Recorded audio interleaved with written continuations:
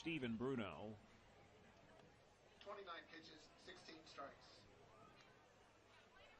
Let's see if the umpire signaled if this was a double switch or not. I would assume it is, but not entirely sure.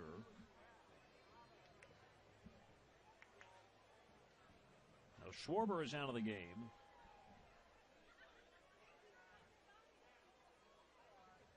Max Muncy to lead off here against the lefty Detwiler. He began the season with Nashville. This is his fourth appearance for Iowa. First pitch to Muncy. Fastball's down and away.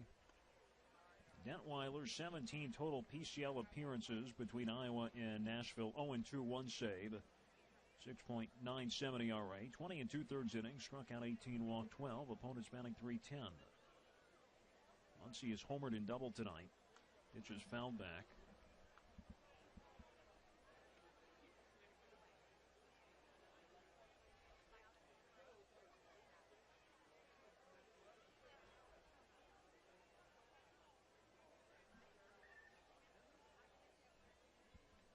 Homered in the second, doubled and scored the fourth, grounded out in the fifth. 1-1. Swung out and fouled off. Detwiler released by Oakland on May the 15th. Signed by the Cubs on June the 7th. Had a few outings at... They said he was assigned to Double-A Tennessee. Never appeared to pitch there, however. And joined Iowa on June the 23rd. This is 1-2 to Muncy. Inside, ball 2. Dylan Floro is done after an inning and 2/3. No runs, 2 hits, no walks, no strikeouts. Allowed his one inherited runner to score.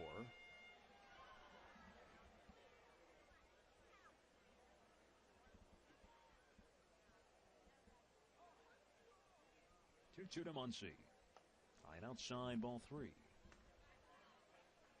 Los Angeles Dodgers just getting underway against the Arizona Diamondbacks. Now, the Arizona Diamondbacks, managed by Torey Lovullo. It is his first year as the Diamondbacks manager, and learning today that Torey Lovullo and Dodgers manager, OKC Dodgers manager Bill Hasselman, teammates at UCLA. 3-2.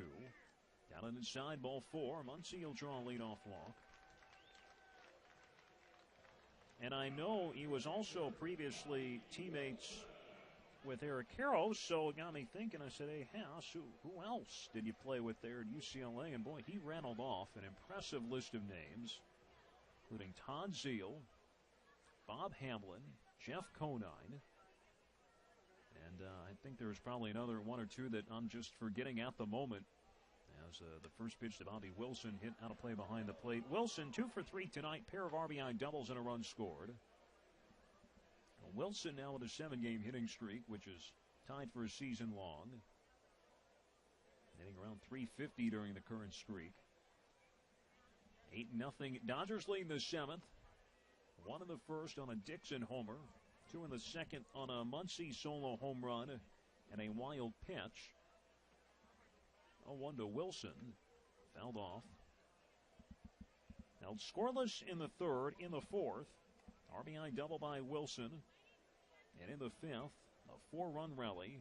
2-run single by Van Slyke. Another RBI double by Wilson. And an RBI single by Freeman.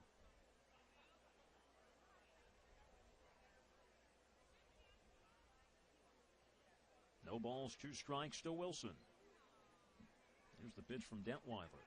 Swing and a miss. A fastball for strike 3. 1 away here in the 7th inning as Freeman comes up.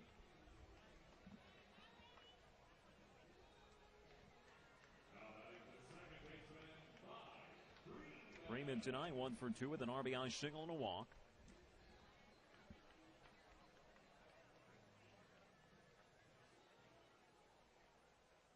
Madison Youngin are on deck for the Dodgers. Youngin are on deck. Left on left matchup with Detwiler. Here's the first pitch. Down and away for ball 1.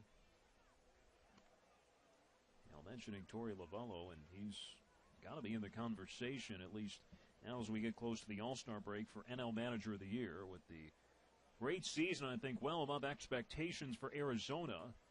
Next pitch is fouled off, but I think there are some who would maybe counter that argument by saying, wait a second, this is what the Diamondbacks were expected to do last year.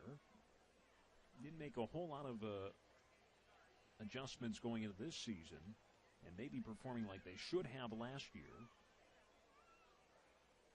1 ball and 1 strike to Freeman.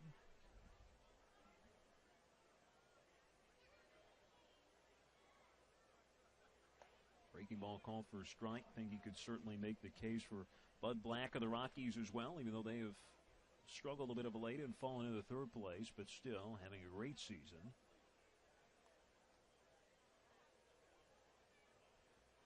NL Central is not that good, as Freeman will line one off out of play to left side. Then you've got the NL East, where it's the Nationals and everyone else, and the Nationals doing exactly what everyone expected them to do. Of course, Dave Roberts merits mentioning as well, but the Dodgers expected to win, I feel, this year. Maybe not quite at the clip they have. And again, there have been a fair share of injuries to deal with along the way.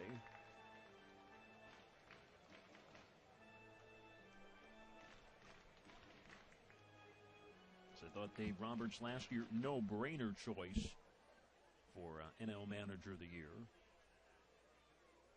And he did indeed win the award. 1-2 pitch. Downstairs, 2-2. I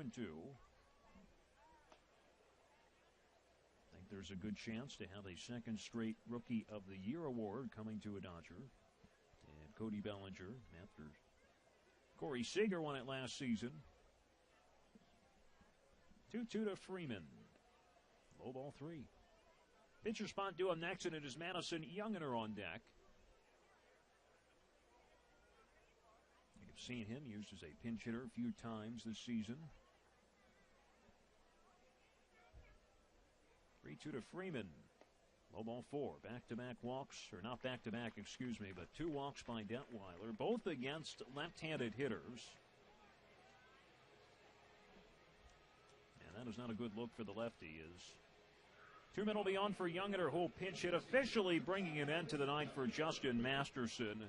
And what a superb performance he had this evening.